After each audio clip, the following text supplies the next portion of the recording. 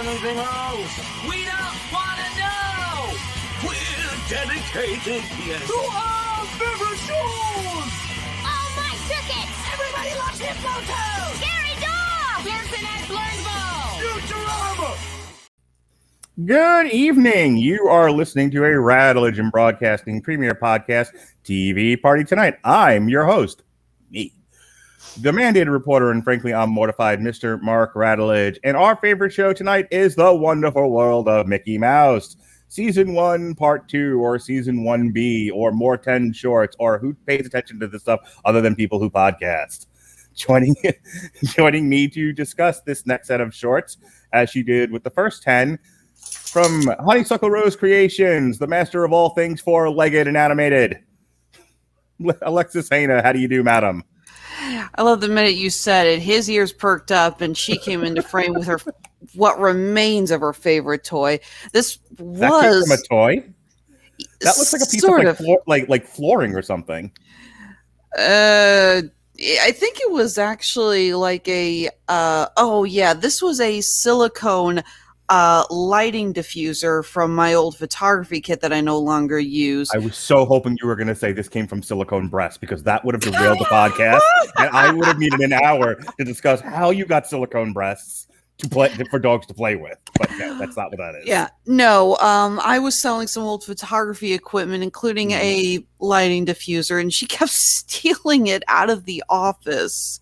Nice. And finally, we just kind of realized, like, we're not going to get any money for this thing on eBay anyway, so she might as well have it. And yeah, she has shredded it into little itty bitty pieces, but it's stretchy and chewy, and she loves it. And it's friggin' 9 o'clock in the morning, and I'm running on 2 hours of sleep. How are you like this right now, young lady? So are you on TikTok at all? Touch old for that. Okay. First of all, I've been on TikTok. No, you're not. A touch old is dead, and a touch young are infants. But even they're on there, just not by their own volition. In any case, there's a TikTok trend of I totally lost my train of thought. Never mind. Moving on. There was something you just said, and it triggered like a TikTok thing that I saw, and I completely lost it. But I will say this: I was, we were talking before the show started about misbehaving dogs and all of that, and like you never see my dog come on camera. No, what my dog likes to do, and because like I said, this isn't a camera issue, so you never see it, is if you're sitting on the couch, she's all up in your grill. She's like right here. For those of you just listening to the podcast going, are they ever going to talk about Mickey Mouse? My dog has to be giving you affection all the time if you were sitting. If you're doing anything else, she's like, harumph. And she goes, finds another place in the house to be. But if she's like, if you're sitting on the couch watching TV, hi there. Just tongue in eyes, in the nose, in your mouth. Just, there's a reason why her name is Sugar. We also call her the rapist, but that's another issue. This one wakes me up every morning when she needs to go out. First, she starts kissing my hand, and if I don't respond to that, she climbs on my chest and starts kissing my face. And she will not stop until I am literally up. It's not like, okay, I'm awake, and then she stops. She's like, no, I know that you could go back to sleep. Cleo, you're pulling on the mic cord. Well, Alexis wrestles with her dog and her mic cord. So, yes, we did the first 10 episodes of The Wonderful World of Mickey Mouse in January. After the first episode debuted November 18th, the finale for the first 10 was December 18th. We reviewed it in the beginning of January. This next set of 10, and it's kind of like with Looney Tunes, where they're not releasing full seasons all at once. They're breaking them up in bits. So this is the second half of season 1. First episode debuted July 28th. And then the finale was August 25th. I think it's been renewed. I'm not really sure just yet. I wouldn't be surprised. The trend seems to be everything is getting renewed all the time. The only one that ever seems to cancel anything is Netflix, but everything else is like, if anyone watched this, we're going to do more of it, since it's the infinite shelf of digital media. But I do have a question before we start breaking these episodes down one by one. You and I enjoyed the first set of Mickey Mouse cartoons. They were different than, I think, the traditional shorts that preceded movies back in the days of yore. And, were then re-aired in syndication on television. Mickey Mouse is presented differently, but generally speaking, outside, other than our like criticisms of the Looney Tunes and how differently Bugs Bunny is presented, we thought the Mickey Mouse ones were fairly consistent. I think the only complaint we had is sometimes these get a little gross, and these start to like dovetail into horror almost. And we're like, but why? Well, it's not as bad as Street Gum and Wear Me, Doc. No, not by a long shot, but that seemed to be the overall trend in animation that we've gone through over the past year or so. But here's my question, finally getting to it. Between sets 1 through 10 and sets 11 through 20, did Mickey get dumber? Like, I noticed this pattern of suddenly Mickey is an oblivious idiot. And I'm like, he was never like this before. Is it just me? I don't think it's so much he got dumber, but we mentioned this in the previous previous review. Mickey Mouse has always been very blank. He's a blank slate. You have personalities for Donald and Goofy and such. Mickey and Minnie have always been very blank characters for the audience to picture themselves into. Project onto. Exactly. It's different because this one we're actually getting much more of a personality from Mickey. Maybe a little bit more of a personality for Minnie. It's kind of hard to say for her. But yeah, Mickey has now also become the one who is getting these shorts sort of more set up. He's the instigator of what wacky adventures are about to happen this time. And I think to do that, he needs to be a little more naive, because you can't have these goofy adventures happen without somebody saying, hey, what does this button do, or some shit like that. Yeah, I just kind of previewing what we're going to say as we go through these. We did enjoy them. Very much. You and I talked before we set the recorder tonight that of all the things that we've been reviewing of late, this has probably been the best. And I know, like, my kids and I laughed hard at this, but I just kept thinking, like, the setup to almost all of these is Mickey can't, Mickey can't find his ass in a dark room, and it leads him to misadventure. And I'm like, Mickey wasn't an incompetent idiot, in any of the shorts that I watched as a kid. So this is definitely a different take. But I do agree with you that if he's too smart, why would any of this stuff happen to him? And then your setups has to be that he's just hapless in a victim of circumstance, and I don't know how fun that would be. I think if he's dumb and just sort of walking into bear traps, kind of like Goofy, it's more amusing. Exactly. I mean, it's always been, when you have the three of them, something of circumstance happens to Mickey, Donald's temper gets the better of him, Goofy wanders into something because he's an idiot. Yes. So we have to do something else, because the creators of these shorts have clearly decided that Mickey has a personality. He is much more interactive, and he has to do something. It just can't always be Mickey's walking and then, oh no, something happens around him. Right. Asteroid. Real quick, and then we'll jump into this. Did you watch How to Stay at Home? Did I watch what? The Goofy shorts, How to Stay at Home. Oh, well, I don't think I've seen that latest one. I grew up on the Goofy shorts, though. The How to Dance and How to Ski are always my favorites. Yeah, this is a modern take on that. So I think it was like, it was sort of lampooning the pandemic. So it was like how to cook at home, how to do this, how to do that. My son and I watched them, and I'll just say, nothing is funnier than the old how to do stuff with Goofy. Goofy skiing, that sort of thing. But they tried. I think if you have, while you're working and you want to have something on in the background, they're worth checking out if you're a big animation person like you are. Oh, absolutely. The Goofy shorts were always a lot of fun because, again, Goofy was a very interesting character when they did that, because they were able to push him into kind of an everyman role, but it was still Goofy. I think my favorite of the recent ones was How to Set Up Your Home Entertainment Center. Yeah, that was one of the more recent ones, and that's hysterical. As we get into episode number 1 here, I would make a recommendation. It will take you less than 20 minutes to get through them. It's worth watching. for not a lot of time spent on it. All right, House Ghost. Oh, Alexis, we don't have no fun no more. We all remember the House Ghost from Mickey's Haunted, whatever it was. You probably know It was called The Lonesome Ghosts. Yes. And I refuse to believe that the Lonesome Ghosts short of the early days did not play at least a slight role in the inspiration for the Ghostbusters. You have a moment where Goofy is walking around with a net saying, "I ain't afraid of no ghosts." It's like, yeah, Reitman, we know you watched this short. And there's nothing wrong with that. You have to lay that at the feet of Ray Parker Jr. He put that in the song. I don't. Did they actually say "I ain't afraid of no ghost" in the movie? Because I feel like that just came from the song. Yeah, that's a good point.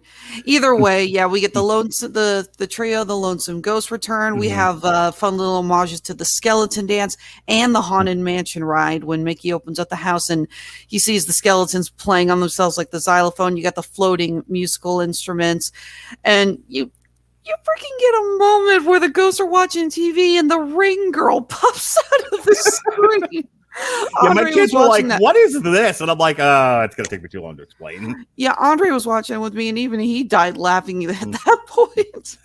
So the premise of this short is when several ghosts, the ghosts that we've already mentioned, are left without a home to haunt, Mickey invites them to stay. This was the first indication that Mickey's an idiot.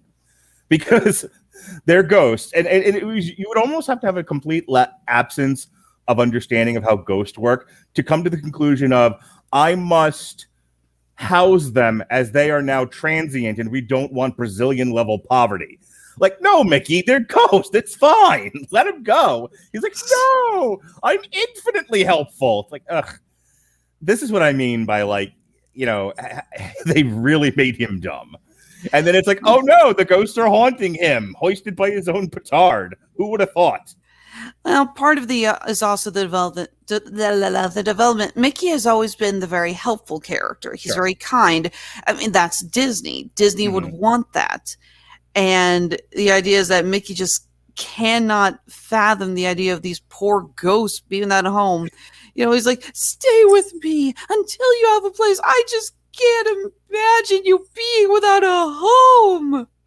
So it was funny, but I could not help but deconstruct it. That's just me. And yeah, I enjoyed all the homages and references and whatnot. I think that's for adults. What makes this even funnier is, you know, these are just laden with Easter eggs and references. Oh, yeah. The next one, The Enchanting Hut. Mickey and Minnie struggle to build a shelter after a storm threatens to destroy their island.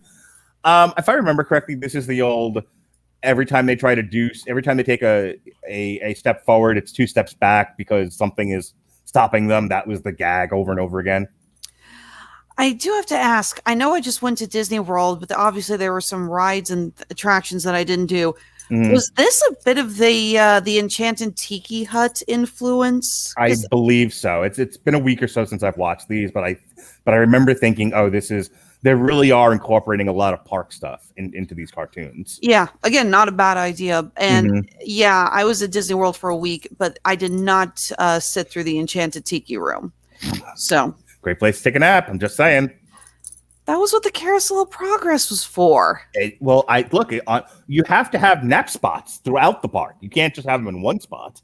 See, you have the Carousel of Progress on one end of the park and the Enchanted Tiki Hut on the other. See, the Enchanted Tiki Room, is it Enchanted Tiki Room or Enchanted Tiki Hut? I believe it's the Enchanted Tiki Dental Office. This is whatever. Cheeky Tiki. It's too early for this kind of discussion. That was next to the Aladdin's Magic Carpet ride. So when I wasn't waiting in line for that ride, I was actually getting the Dole Whip from the ice cream stand that was nearby. They had the Dole Whip that was part pineapple, part strawberry ice cream in pineapple juice. The Dole Whip is quite delicious. My wife usually gets it whenever we get there. I always get a turkey leg. I used to have a turkey leg t-shirt. Turkey leg. Oh, I was like, if I had to get a Dole Whip. I had to. So yeah, this one was not just Dole Whip. It was Dole Whip with strawberry ice cream. It was like, must have. So what did you think of the Enchanted Hut? I mean, like I said, I think this was very Looney Tunes-ish. It was do a thing, nature knocked it down, do a thing, nature knocked it down. When we run out of 7 minutes, we're done. Very video game based, I noticed. I mean, you even have, you have the scene where Minnie is trying to lay the foundation, and the flowers keep jumping on the sand that she's building up, and every time they do, it disappears. And I'm sitting there going, didn't I play a game like that as a kid? All right, next one, duet for two. Mickey and Minnie seek to make everyone happy by playing an adorable duet. Jason Mantzoukas' Huckster McBackstabber, which is a fantastic name. So, I'm convinced between this and his role on Invincible, Mantzoukas' resume just basically says, I voiced the asshole. Yeah, he was an insane nutbag on Brooklyn Nine-Nine, if I remember correctly. That's kind of his thing. Have you heard his podcast, How Did This Get Made? I have not. It's pretty good. I haven't listened to a lot of it, but I listened to the discussion of the Fast and the Furious. I think they specifically were talking about F9, and I sometimes have reservations about how our conversations go, and then I heard them, what do you call it? Making up their own plot to a Fast and the Furious movie in the middle of their review of F9, and I'm like, oh yeah, we're fine. People just have fun. I did really like all the musical homages in this. I mean, we got homages to the Beatles, Daft Punk. When they do show Minnie in her solo costume or her solo performance, I was getting very Katy Perry / Beyonce vibes. I think I've seen the structure of this is. Oh, you know what I was thinking about?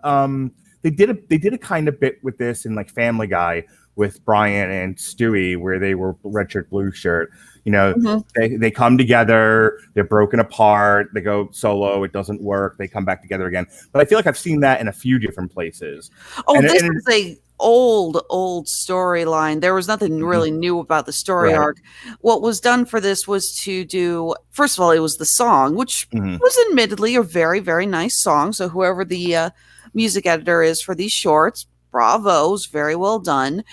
Credit to our two voice actors who are, playing Mickey and Minnie. They are amazing singers and they sounded great.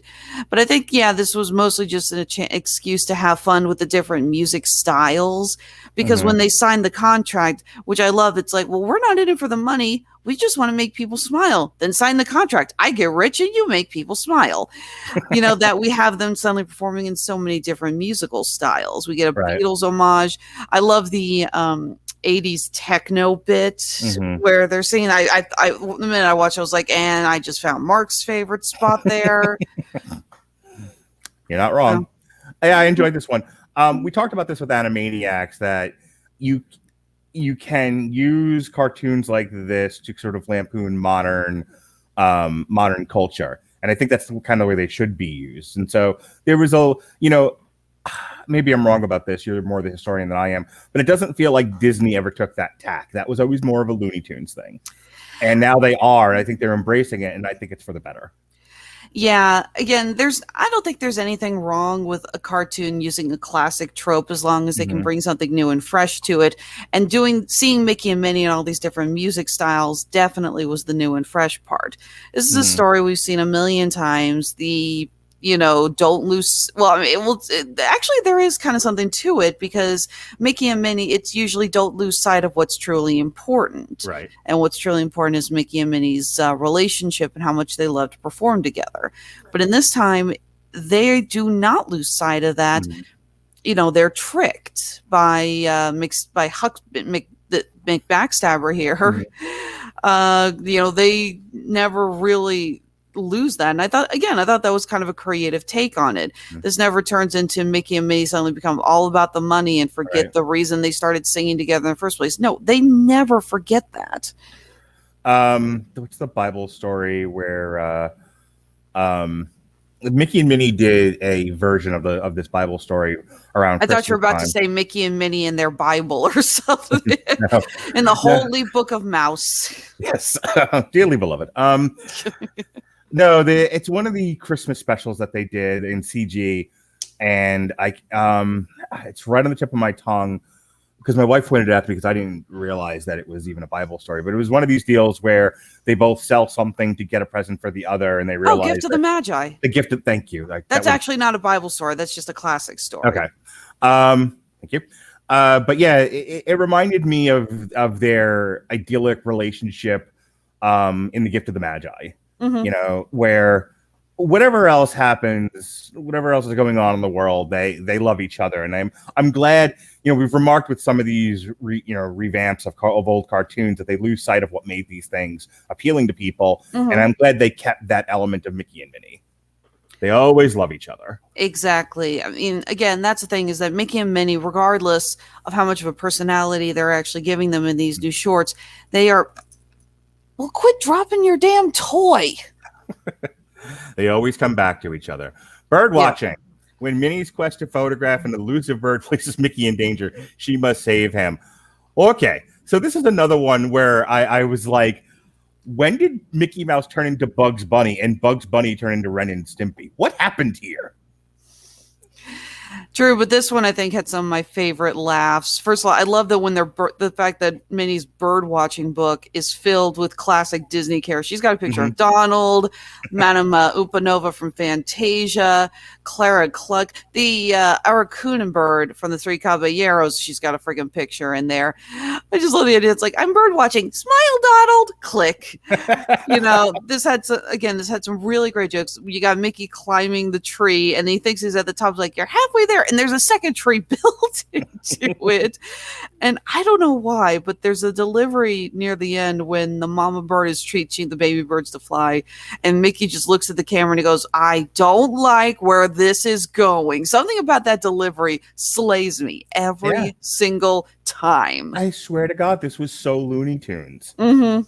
And not to keep repeating that, but it just, that's what a lot of this felt like. Like, they looked over what the grand tradition of Looney Tunes cartoons and said, well, that's what the people want, so that's what we got to do here. We got to find a way to jam Looney Tunes-esque humor into our idyllic picture perfect world of what a Disney cartoon used to be, and reconcile the two of them somehow.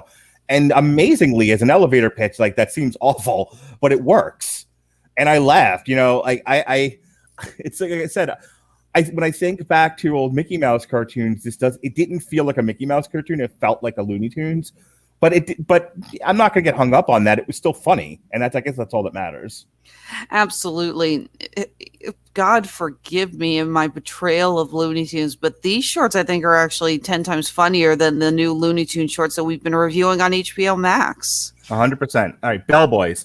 Bellboys. Mickey, Donald, and Goofy seek to revive a rundown hotel's future. This was kind of like when they visited the Professor Von Drake's house. It was that kind of humor. Nothing goes right. Everything just falls apart left and right. They nearly destroyed this hotel in the process of trying to save it.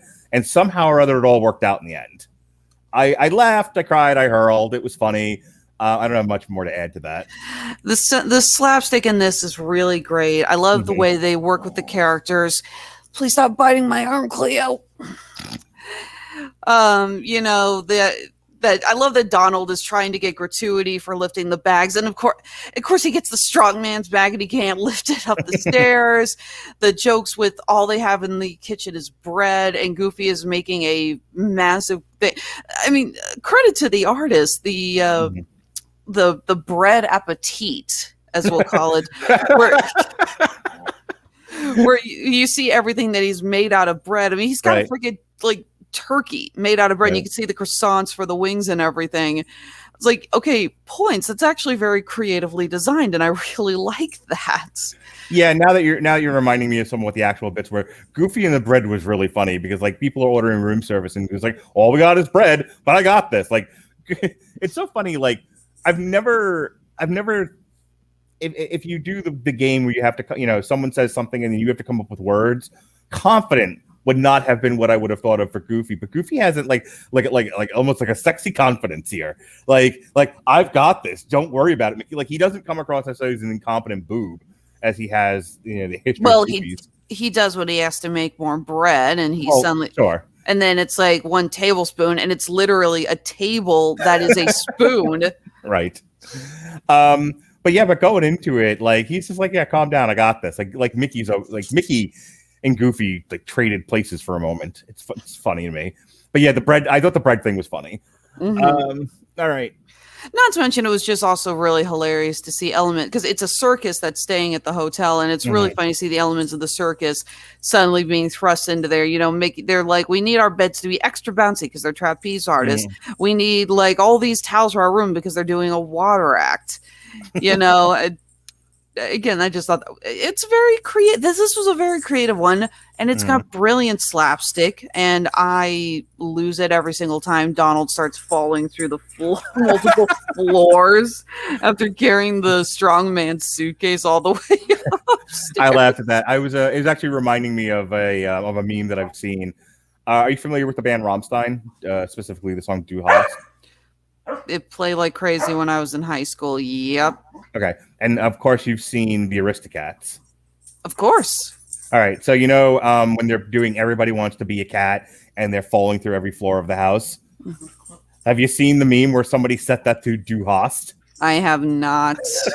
I'll have to find it and send it to you. Somebody put it on TikTok last night, and every time I see it, I laugh hysterically. I laugh like an idiot every single time.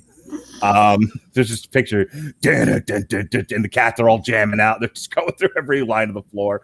So good. Oh my God. I heart Mickey, and don't we all? When Minnie misplaces Mickey's gift of love, she must defeat a lover's lane to retrieve it. This was bizarre, man. So Mickey blows Minnie a kiss, and it takes the form of a physical heart, and she like misses it, and then it's a chase to get this, but it was very like Three's Company, again a very dated reference, but it's the one I go to, where she has to hide the fact that she's fucked up and lost this heart, so Mickey doesn't get sad about it while trying to chase after the thing, and the heart is elusive. And I think at one point it like lands on a mailbox or a toaster that then falls in love with Mickey or something. Yeah, every time the heart touches an inanimate object, that inanimate object suddenly falls in love with Mickey. I'd also like that minor thing, but I love the inclusion of the Dapper Dans. That is the barbershop quartet that performs at the Disney parks. And I did get to see one performance by them while I was out there. You have to see the Dapper Dans perform at least once. They're always amazing and fun to see. And just that and the Mickey suddenly loving massages was kind of funny. It's like, it's a barbershop quartet and they're giving out free massages. It was so cute. No, this was a very good short. Again, very nice little establishing between Mickey and Minnie's character, that Minnie is so terrified Mickey's going to be upset with her. And Mickey, he's not, he's just like that. He's like, it doesn't matter what those, inanimate objects think. My heart belongs to you. And I forgive you for, this little incident. And then you get the one where the freaking Iron Maiden is the heart, and I'm just looking at like, I didn't even notice the first time I saw it that there is a museum exhibit of items of torture or something, because at first I thought that came from the furniture shop with everything else. I'm like, who the hell puts an Iron Maiden in a furniture shop? Yeah, this was like a little trippy, a little acidy, but still it was a lot of fun. I laughed pretty hard at this.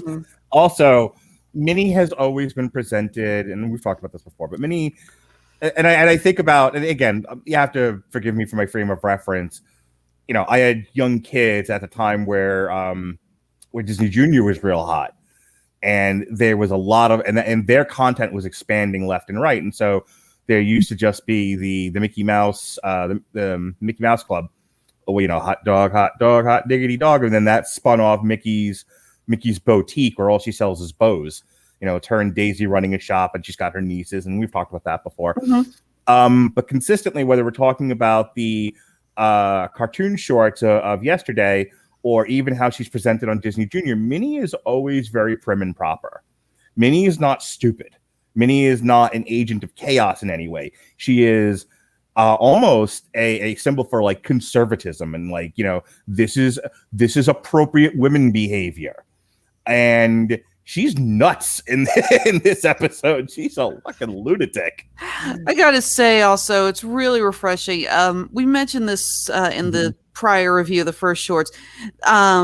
This is the first project for Kaitlyn Robrock, who took over the role of Minnie Mouse after Terry Russell passed in, oh God, I can't even remember. I think it was like 2018, 2019. But she had done the voice of Minnie for, oh my God, almost 20 years. And when it was such a big deal for Robrock to take over, because it's like this is a really important job, the official voice of Minnie Mouse, and she did such a good job. And I think the show was actually the highlight of her voice acting. I love the way she just kind of gets all flabbergasted in the sewer. It's like, I lost your heart, then you got to massages and an ice cream, and it's just the way she's freaking out. It's really cute. It is strangely refreshing, I guess would be the phrase that I would use, to see Minnie presented, because she's only been one way for so many years. So I like a counterpart to sort of Mickey's lunacy is to have Minnie being that way as well, given the right set of circumstances. It was interesting. Kind of daring, the show. Again, they are messing with age-old presentations of these legacy characters, and it's working out. I can't fault them for it. But let me ask you a question. You mess about with other people who are like deeply into cartoons. Have people been reacting to this? Have people been talking about it? Or are people reacting negatively, more to the point? Mostly online. The recent reaction was when I posted that we were skipping the Jellystone review because we both agreed there just wasn't enough to talk about for even a half an hour, other than just saying, not funny, doesn't work, moving on. My son liked it. That would have been me the entire 30 minutes. Mine would have been making Jabberjaw a woman and cutting the voice of Curly erases the character of Jabberjaw. Yeah. But yeah, I actually posted on the Cartoon Research Board that it was like, and we're skipping this review. And the comments that came out of the woodwork, including someone who just used it as an excuse to attack the people on the board, like this. It's like, you people are too negative. You have to insult everything. And I'm like, no. How dare you? Jellystone, don't you understand, is a representation of modern. Shut the fuck up. It wasn't that great. And even HBO has sort of acknowledged we're just shoving shit out there for people to sign up for HBO Max. Calm the fuck down. Yeah, I basically just pointed out, it's like, look, if you like the work of C.H. Greenblatt, did your kids ever watch a show on, I think it was Cartoon Network, called Chowder? No.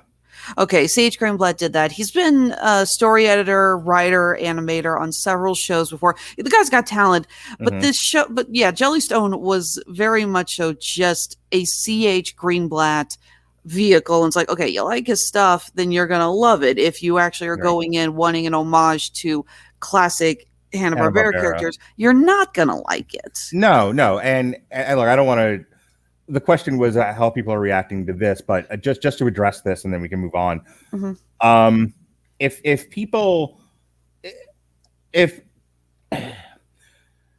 Jellystone was one, like, if you enjoyed Jellystone, that's fine. Certainly my son did. My daughter watched like one episode of it and was like, "This is killing brain cells. I'm out." It appealed to my son, and that's what it was supposed to be. And if adults liked it too, I mean, that's fine. Not everything gives you something to talk about, and especially if you don't want to spend an hour just ripping something to shreds, which I know is very popular on the internet. But but not everyone wants to spend their time doing that. So that's why we skipped the Jellystone thing. But I do think it's funny that my question, hey, Alexis, are people talking about Mickey Mouse? No, everyone's quietly enjoying it. No one's really got an opinion on it one way or the other. However, Jellystone spiking all kinds of debates. Yeah, no, from what I've seen, everyone seems to be really enjoying these. There's been announcements when the new shorts came out, and there's been a couple of reviews, and everyone said these are a lot of fun. Okay. And I think that actually says something, that this is one of the times when something is posted and there's not a ton of controversy about they're destroying Mickey Mouse. When the new Bugs Bunny cartoons came out, there was a lot of controversy about that. With a lot, I think I mentioned this before, that a lot of the gross out humor and the designs that seem very Bob Clampett, John Kay style. There was even a lot of controversy with that amongst the animation historians. Because I remember commenting, it's like, this stuff looks like it was designed by John Kay. And they're like, oh, so because it's more slapsticky and loose, it has to be designed by the guy who made Ren and Stimpy. I'm like, no, it literally looks like it was designed by John Kay, okay? I'm not using this as an insult. I am actually drawing a comparison to the art styles. Facebook groups are fun. TikTok is fun. You know, that you should absolutely put yourself out there for people to comment on. Anyway. I hate social media sometimes. For those of you just listening to the traditional podcast medium, I totally rolled my eyes about that. Moving on. Untold Treasures. Crewmate Mickey and Minnie seek to find a buried treasure before Pegleg Pete uses to become the most powerful pirate on the seven seas.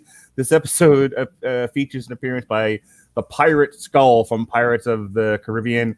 Yeah, I don't totally remember this one. I know this was one where Pegleg Pete is the captain of the pirate ship, and yeah, he's Hookleg Pete. Okay, technically, and this one again, this was a fun little homage to a lot of Pirates of the Caribbean, a lot actually to Peter Pan. The design of the island that they sail to is obviously Neverland. And this one's also kind of interesting because Mickey and Minnie are now playing different characters, so to speak. They're now crewmates on Pete's ship. They don't really know each other, and they don't trust each other because they steal the map because Hookleg Pete says he's going to keep all the treasure for himself, and they both separately come to the idea of, if I had the treasure, I'd share it with the crew. And it isn't until like 2/3 of the way through the short they realize, oh, we're on the same page. They assume the other one's just being greedy. So this is done a little differently, but it's still pretty fun. You know, again, I like all the homages to the Pirates of the Caribbean ride. You know, I'm always impressed when they can do homages and it suddenly doesn't turn into, oh, and look, there's Johnny Depp. Wah, wah, wah, wah. So this is a comment I'm going to make again at the end of this discussion with regards to use of other characters. But I'll focus specifically on Pete here. Pete is a great foil for Mickey. He makes a great villain. Not enough Pete in this series of 10 shorts. We need more Pete. Very true.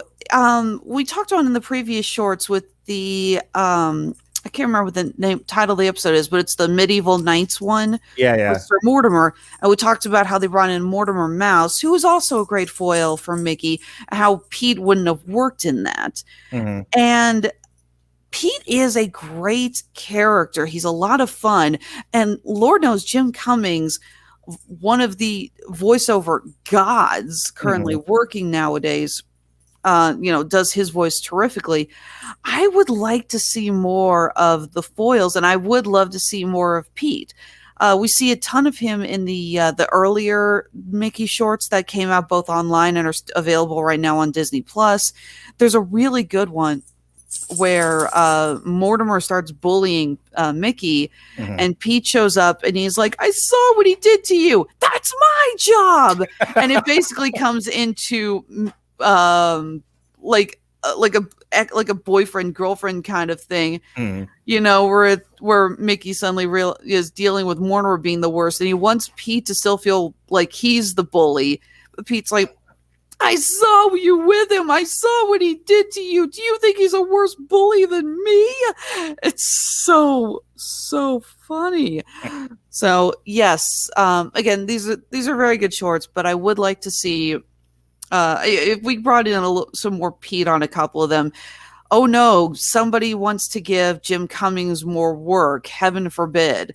Like I said, the guy is one of the, I would say, top 3 greatest current working voice actors. I need less of Mickey interacting in a world that's betraying him, and more Mickey just trying to be a good dude, and people are hurdles in that path. So I need more Pete. I need more Mortimer. I need more Donald Duck. We need more. We need more adversaries. Yeah, and I you know, Bugs and Daffy have, and Mickey and Donald have both had interesting relationships. Bugs and Daffy are adversaries. Bugs and Daffy are friends. Bugs and Daffy are friends that become adversaries. You know, Daffy trying to shove Bugs in harm's way to protect himself, that sort of thing. Mickey and Donald, Donald always, and this comes up later in a different short, but I'm going to bring it up now. Donald has always been very jealous of Mickey, and I don't know, like, can't we play more with that?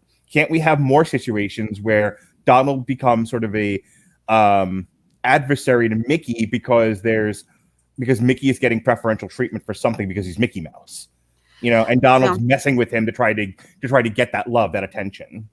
Again, there was another short with the earlier Mickey shorts called New Shoes, where something happens and Goofy, Donald, and Mickey all switch bodies. Right. And Donald is in Mickey's body, and he's like, yes, I'm going to get all this love and attention and gifts. And for a while, it's amazing because, like, Mickey has the world on a string. Mm-hmm. There's a scene where Donald, as Mickey goes into a restaurant, and he is given this prime seat and all this food. And the waiter's like, remember, everything is on the house because you are Mickey Mouse. But even then, after a while, all the adoration, all the love, it really starts to get on Donald's nerves. There's a reason why Donald Duck is my spirit animal. Yeah, and even he's just like, I don't want all this attention. Oh my God. He gets swarmed by Minnie, who's just smothering her boyfriend with kisses. Like, it's our 10-minute anniversary. Kiss me. And Donald's just like, I can't handle this. I definitely empathize with Donald. I was thinking, we not to get too far off topic, but we had a conversation yesterday about sort of the nature and breadth of podcasting, and specifically podcasting. And I was relating it back to the success of your podcast. Would more people listen if it were shorter or longer, et cetera, et cetera. And out of that conversation, just sort of thinking about this myself, I was like, gosh, if this ever becomes so popular that people are wanting to interact with me all the time, because like I said, I put up I reposted a tweet in several different places, and I don't get a lot of interaction for anything I do. People listen to the podcast, people pay attention to this or that, but I don't get like hundreds of thousands of comments and responses. I get the occasional "you're an asshole," but I mean, but I'm Mark Radulich, and I understand this. This is the way of the world. Are you sure that's not just the network chat with us calling you an asshole? I'm only talking about strangers. The people who know me who call me an asshole. Oh gosh, if I paid attention to that, I'd never get anything done. It's like, need I remind you of the reactions when I posted that picture that it looked like I was punching your lights out in Orlando? So, the point that I was getting to was, I got all of this interaction on this thing that I posted. People are still leaving fucking comments on this thing. Like, I woke up this morning to have a whole bunch more, and I'm like, this is a canary in the coal mine, because, like Donald, I keep saying I want more interaction and I want more people listening and paying attention to me. And then when it happens, I'm like, oh God, leave me alone. I was happy before when no one was paying attention to me. For the record, I just had a thought. That whole podcast should only be 22 minutes. Mm-hmm. Do you think it's possible they meant that if you're running a podcast by yourself? So real quick, people are they going to go back to Mickey Mouse? I swear we're going to go back. I promise. But this is why we can't have 22-minute podcasts, because we go off on tangents. So in one of the comments that I got on that was, can you please reshare the tweet? And I did. I sent it to you. I sent it to that guy. I sent it to anyone that asked. I was not keeping secrets. Unbeknownst to me, and I found this out later, he went on Twitter and tore that account up and was like, don't put out false information, blah, blah, yakety schmackety. And the person running that account, and it seems to be for some sort of editing service, was like, we're sorry, we fucked up, and deleted the entire thread. Oh my God. They reposted something akin to it, but nothing so definitive as, like, yeah, that 22 minutes is the optimal length of a podcast thing is now gone from the internet, outside of, me repeating it. But yeah, that people were like, where are your facts? It was like the COVID debate. I want statistics on this. And I'm like, yikes, man. I repeat stuff and kind of share things all the time, and nothing got that kind of attention. And it was like, how dare you tell me how long a podcast should be? Up yours, like, Jesus Christ, man. Yeah, and it just sort of hit me. It was like, well, if you're talking by yourself, I guess it makes sense that it would only be 22 minutes. That's what you were getting at. I apologize. Yeah. I went off. No, it's okay. Yes, that's what I was getting to. Some people did point out that if you're doing a solo thing, 22 minutes is about right. If you're having a conversation with somebody, it's nearly impossible. I mean, we're Yeah. talking about 10 little cartoons, and we're at 45 minutes here. So, and the consensus seemed to be about an hour to 2 hours is probably, for a conversation of any merit, is both what makes it what makes it enjoyable for people to do and what makes it enjoyable for people to listen to. Anyway, moving on. Now, let's move on to Disappearing Act. This short gets a little surreal, and I think it is very obviously homaging some of the later animated shorts during the 40s and 50s. This might have been my favorite one. I thought this was hilarious. Oh, it's gorgeous. But I think, like I said, I think it's homaging some of the shorts from the later 50s, early 60s, where you started to see animators taking on a little bit more experimental style. And we got a little bit more surreal, a little more colorful, a little more abstract. Personally, those are some of my favorite shorts. We get some amazing animation here. I love the little montage with Mickey trying to bring Minnie back after he accidentally makes her disappear, and just the way that they made it look with the rings and the bubbles and the animals that look like Minnie. Not to mention, we get one of my absolute favorite jokes. Mickey goes to see a magician called the Great Houdini, who of course has a gift shop opened, and it's like I have everything for the starter magician, $20. Like, yeah, guess what? Tickets may pay the bills, but the gift shop is what puts the bread on the table. And I love it at the end when he finally goes up to it. It's like, your magic wand worked. I made it disappear. And he's like, the magic is like, I'm an illusionist. I'm not using real magic. That wand is $1.50 of paint and wood. It's $1.50. You made me pay $20. There's the illusion.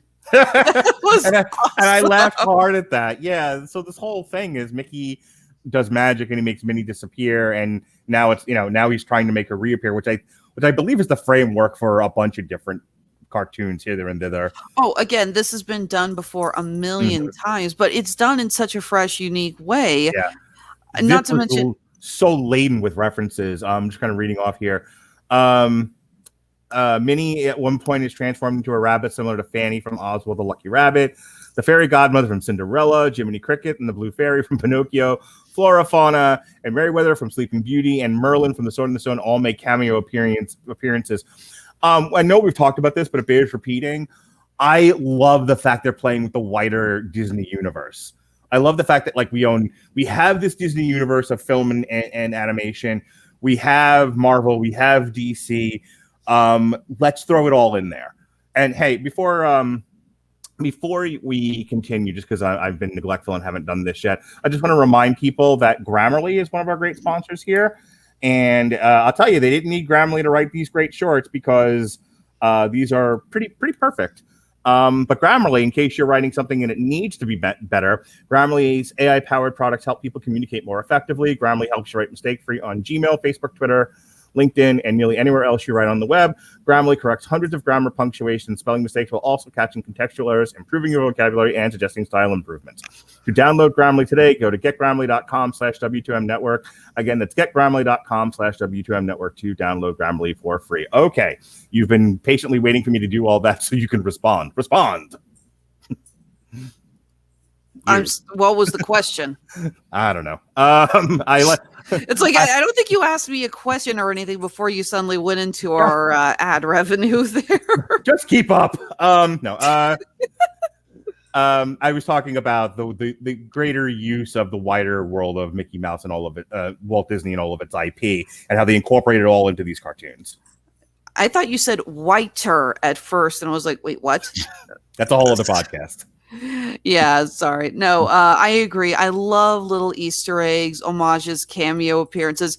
I don't even know if you noticed the $20 bill that he gives Houdini has Happy the Dwarf on it.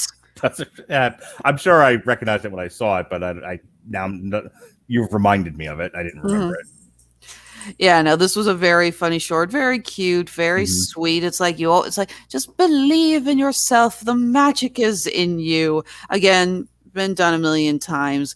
But even just the little bits with Houdini performing the tricks in the first place, it's like, is this your card? No, that's my wife. Wife takes off her head and she's got a card. It's like, and it's my card. Yeah, this was fun. Yeah. All right. This next one is, if it's not my favorite, it's up there. It's one of the best ones, I think. And this was great. And again, this was another one where, like, who else can we put in these cartoons to mess with Mickey? Oh, that's right. We own a whole bunch of characters. Let's start using them.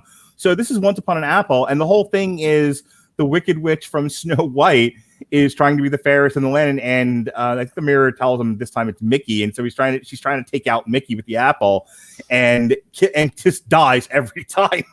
And this was hilarious to me. Like I was crying laughing at this every time he took out the witch accidentally, hoisted by her own petard. I died laughing. It was so funny. This was so hilarious. The slapstick was great. Mm-hmm. Again, I watched this one with my husband last night, and every time the witch got an apple in the face, he couldn't stop laughing. He didn't really get the ending. The whole, it's like, how is she now the fairest of them all? I'm just like, just don't question it. I love the magic mirror just getting so annoying. It's like the fairest is Mickey. The witch freaking punches and breaks the mirror. Oh my god, yeah, this was so funny. And of course we got Tress MacNeille, who also does the voice of Daisy Duck for these shorts, but I mentioned Jim Cummings being one of the top 3 greatest voice actors currently working. She's in that top 3 as well, and she is easily the greatest female voice actor currently working. Correct me if I'm wrong, and I'm sure you will, but isn't Tress MacNeille also Dot from the Animaniacs? And Babs Bunny from Tiny Toons. I got it. And she was Mom in Futurama, in addition to several other voices. Mm-hmm. Tress MacNeille is second only to June Foray when it comes to female voice actors. She is amazing, and she can do anything. And when I first heard the witch speak, I'm like, oh, we got Tress MacNeille, yay! And she just does this angry, bitter witch so well, and I love it. Yeah, this was a great use of a legacy character. I really enjoyed the shit out of this. This was great. Also, there's a note here: Mr. Toad from The Wind in the Willows, and Cinderella, the Cheshire Cat, and from Alice in Wonderland all make the title character from Cinderella. I should read that again. And the Cheshire Cat from Alice in Wonderland all make cameo appearances. I was, look, I'll be the first one to champion Walt Disney World and Land for refurbishing their rides to make them more modern, to take advantage of IP. And I am certainly sympathetic to the idea that stuff that has not aged well, Song of the South, things of that nature, probably don't need modern rides. You're look, the idea is to sell tickets to the park and get people to spend money. I get it. So if we have to tear down Brer Rabbit's log flume ride and make it the Princess and the Frog, I'm not one of these people that what is it that Bailey calls himself, a nostalgia cop? Yeah, something like that. Hey, I'm okay with. Let me put it this way: while I am a little annoyed that Disney is trying so hard to erase Song of the South from everyone's mind, but that is a conversation for another podcast because we do not have time for that. No, do not. No, let me put it this way. I am fine with them repurposing Splash Mountain to make it Princess and the Bride or Princess and the Frog related, just for the love of God, get it to work. That ride broke down every day I was at Disney World. It's one of the only 4 rides I did not get to go on because every time I headed over to Splash Mountain. Are they done with it now? It's still under construction, but the ride is still going. You could just see the scaffolding on the side of the mountain where they're moving. It's still technically the Brer Rabbit. Yeah, and there's still a lot of Brer Rabbit stuff all over it, but that ride breaks down every day because it's water, electricity, and thousands of people who have decided that they're going to have their official family photo with them coming down the mountain. Gotcha. The point that I was getting to was that they turned Mr. Toad's Wild Ride into, I think, Winnie the Pooh. They did. Oh my God. I never rode Mr. Toad's Wild Ride. I went on the Winnie the Pooh ride because I was with my cousin that day, and the Many Adventures of Winnie the Pooh. It's hilarious. My cousin is over 40 years old. He's got 3 little boys, but the Many Adventures of Winnie the Pooh is his all-time favorite Disney movie, and he insisted we all wait in line to ride, and I'm like, isn't this something the kids usually should say? But it's very cute. But I remember seeing a video of the Mr. Toad's Wild Ride at Disney World where he's basically sentenced to death and goes to hell, and I'm like, where did this come from? Right. I have seen the Mr. Toad's Wild Ride, well, not movie. It's Mr. Ichabod and Mr. Toad or whatever. I've seen that thing a million times. Like, how did we get here? I was a huge growing up. This is the point I was getting to. Growing up, I was a huge fan of the Wind in the Willows and and Ichabod and all that. And I used to love Mr. Toad's Wild Ride, and I used to love the Mr. Toad character. First of all, that's another spirit animal of mine. Just like, just wanting to get in the car and get all fast and the furious with it, and him and the horse, and like, can't remember the other character that's like, Mr. Toad, maybe not. No, maybe have some self-control. No. I love that. I enjoy that character, but that has no contemporary meaning. I mean, unless you show your kids that sort of stuff, and it's like, oh, a 100-year-old cartoon, fabulous. There is no contemporary link to modern children that would make that ride relevant. And so while Winnie the Pooh still has modern cultural relevance. So I get why they turned Mr. Toad into Winnie the Pooh. Rounding this back to the Mickey Mouse shorts, I was so happy to see Mr. Toad. And I know that there were probably people watching this going, I don't even know who that is. But for someone like me, that was a moment. I had one of those fanboy moments where I was like, yay, Mr. Toad.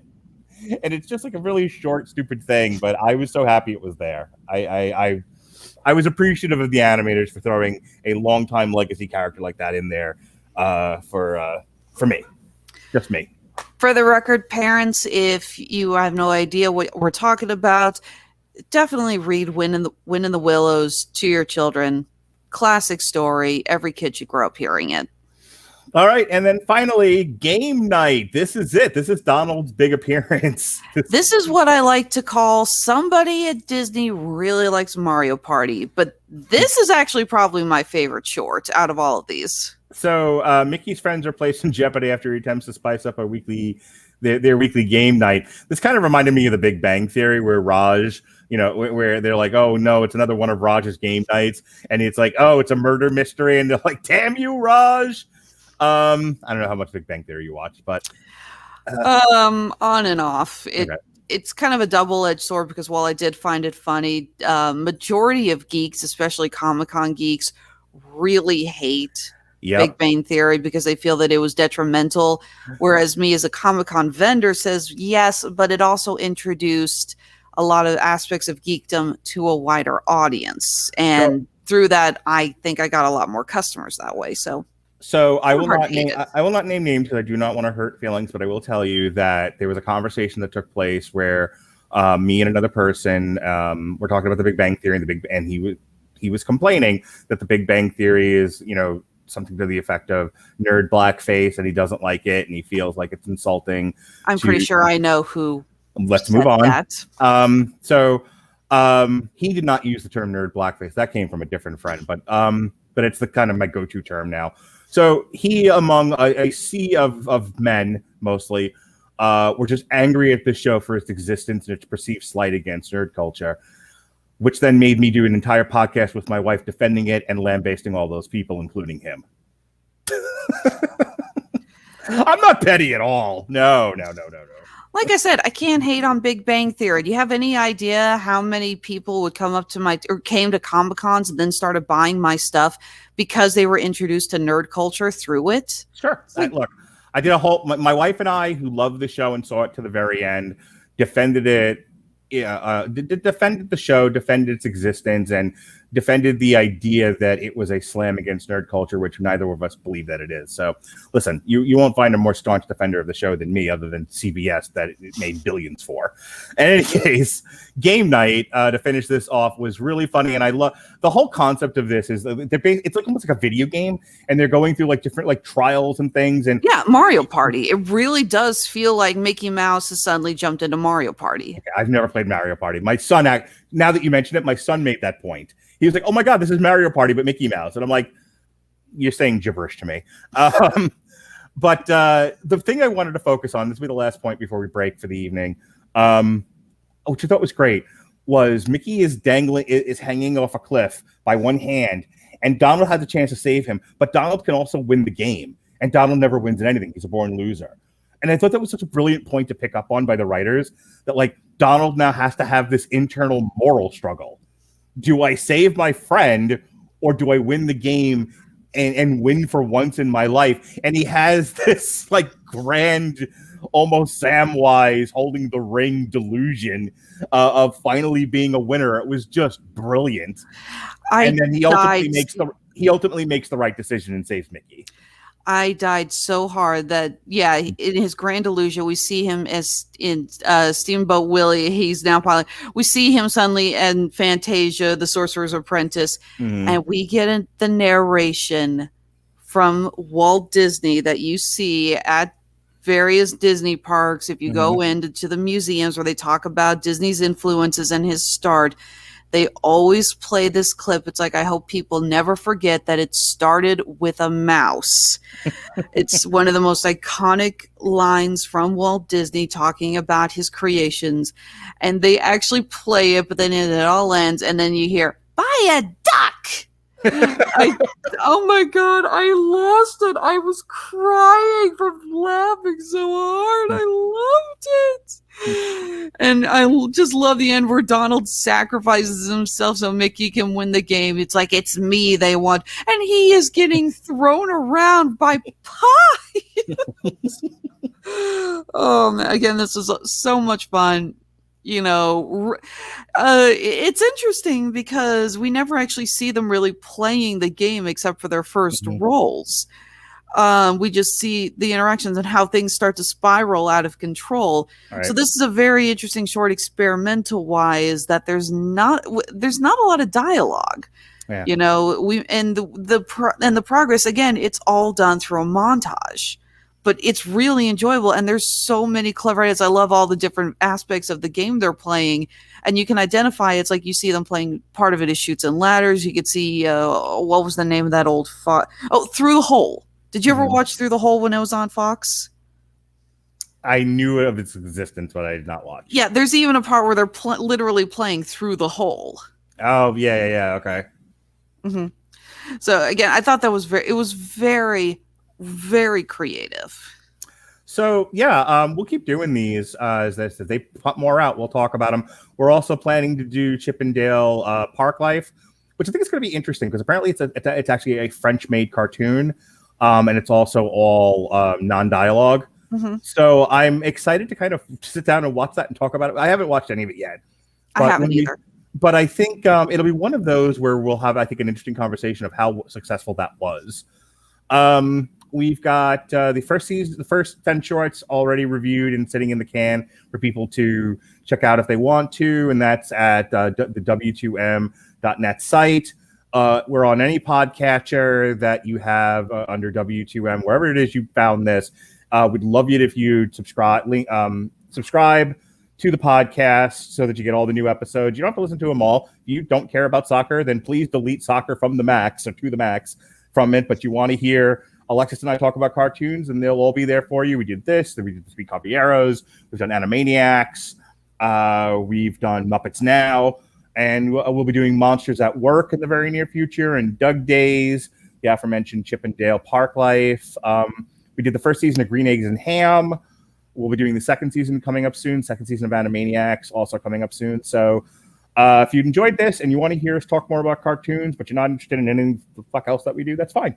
Just subscribe to the podcast wherever you listen to podcasts, whether it's Apple, Spotify, what have you. We're on them all. And then, take what you like, leave the rest. It's kind of like a buffet table. Let's have a Radulich and Broadcasting buffet. In the meantime, Alexis, what kind of music? Not what kind of music are you listening to? I want to know, because we do the Metal Hammer of Doom here on the Radulich and Broadcasting Network, and we just did D. Snyder, Buck Cherry. We've also done Fear Factory, Sepultura, all kinds of metal. What's the hardest thing you listen to? What's like the heaviest thing? Kind of hard to say because I don't really listen to a lot of heavy stuff. Okay. And yeah, I know because I've asked you this question before, and you've said, I don't know. And I'm like, hey, what do you listen to? And it's something I've never heard of. So I'm kidding. Sorry. What can I say? I don't need to feed Metal Hammer of Doom. It's the only podcast that gets more listens than my contributions to the animation community. Metal rules. All right. So what's the heaviest? So like Metallica, you ever listen to Metallica? I didn't really listen to a lot of Metallica. I hate to admit it. I remember being a kid and seeing the Ride the Lightning poster, cover album, T-shirt multiple times. And it actually scared me when I was a kid. And I stayed away. That's so funny because like the worst image of that era was the metal up your ass T-shirt that everyone had with the knife coming out of the toilet bowl. I would have thought you'd have said that. Had you ever seen that before? No. Nice. That probably got banned at my school. Probably. Well, whatever it is you're listening to, you can find it all on AmazonMusic.com. We have a link for you here in the description of the podcast. Get AmazonMusic.com/W2M Network. That's GetAmazonMusic.com/W2M Network for a free 30-day trial of the Amazon Unlimited service. Click the link, go to the sign up page, fill out the sign up process. You'll get a free 30 days on us. It helps us out, helps you out, because who doesn't love free music? And if you like it, you keep it at the end of the 30 days. And if you don't, you can cancel it. No fuss, no muss, no contracts, no pains in the ass. All right, Alexis, I'm done with plugs. Do your plugs. Okay, good for you. Honeysuckle Rose Creations, the intersection of geek and chic. We just wrapped up the Colorado Springs Comic-Con. Had a lot of fun working that. It was our first time out there. We will definitely be returning. Right now, we are not getting things ready. We have gotten things ready. We started our Labor Day sale today. Both of our shops on Etsy and Handmade at Amazon. Everything in both shops is 15% off, and that is going to go through all Labor Day weekend. So be sure to head over to that. And we are also getting ready for the Cincinnati Comic Expo. It's one of our favorite shows. We've done it multiple times. Can't wait to go back there. Other than that, always be sure to follow us on Facebook, Instagram, and Twitter for future updates and for future announcements for more sales. That's Honeysuckle Rose Creations, the intersection of geek and chic. Hey, I do want to plug two things that Alexis was on. Alexis hosts a trivia show right here on the Radulich and Broadcasting Network. That'll air this Saturday, depending on when you're listening to this. It might have already aired. This one was on toys. It was myself, Evan Bevins, Cliff, I think, from the Kapow podcast, and Remington Hitchcock, which is the best name ever, from Dueling Ogres. And we talked about toys. It was hosted by the verbose Jesse Starcher, who wrote like paragraphs for questions and used trickery. He did. Yeah, I'm sorry, Jesse. From now on, I'm proofreading your questions. It's like essay questions. I felt like I was taking the AP exam. Oh, I was just more upset about what happened with the Nerf gun question. It'll all be in the gag reel. It'll be fine. In any case, we had a fun every month or so. Alexis and Jesse host a trivia show. They've done science fiction, women superheroes, WB animation. I was on that one along with my father, who knew none of the answers and defiantly said so. And now toys. I'm not sure if they're doing one for September because they were supposed to do NFL trivia and that didn't happen. We do want to do one, actually. In fact, I need to talk with you because Jesse and I are trying to figure out what topic to replace sports trivia with. Because if Jesse and I knew sports, we wouldn't be giant comic book nerds. So we are trying to figure out what correlates to our release schedule here in September and what we can turn that into. So I have Mr. ideas. Patriarch, I need your help. I am nothing if not an idea man. And then there'll be a horror trivia up in October. And then also, we did like 5 hours of content on Candyman. We did the traditional Damn You Hollywood deep dive breakdown. That was myself and Robert Winfrey. We went about 2.5 hours. The money portion had a very interesting debate over whether or not Shang-Chi will resonate with people and make money versus the Eternals. which if you were in our group chat about the network, we've only been debating the Eternals now for a year. Anyway, for the record, saw Shang-Chi last night on premiere night. Yeah. We'll be discussing it in our upcoming review. I'm assuming on Tuesday. Yes. But a little sneak peek. I loved it. Can't wait to hear your thoughts about it further. In any case, we did like I said, we did 2 shows.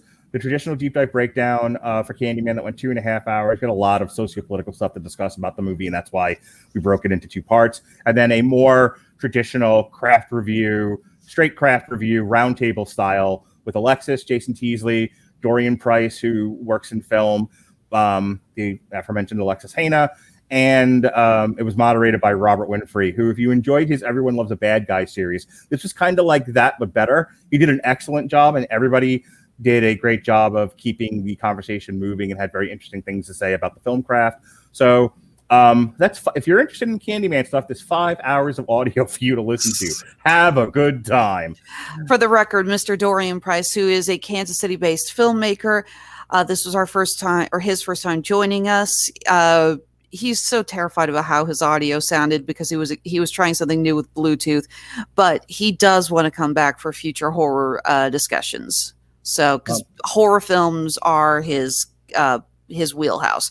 He's already guaranteed himself a spot in our Trip to Trivia October month, and I told him that next review that we do that is a horror movie or something like that, yes, he can come and join us again. All right, with that, that's all of our plugs. Thank you for listening to our discussion of The Wonderful World of Mickey Mouse Season 1, Part 2. For Alexis Hejna, I'm Mark Radulich. Be well, be safe, and behave.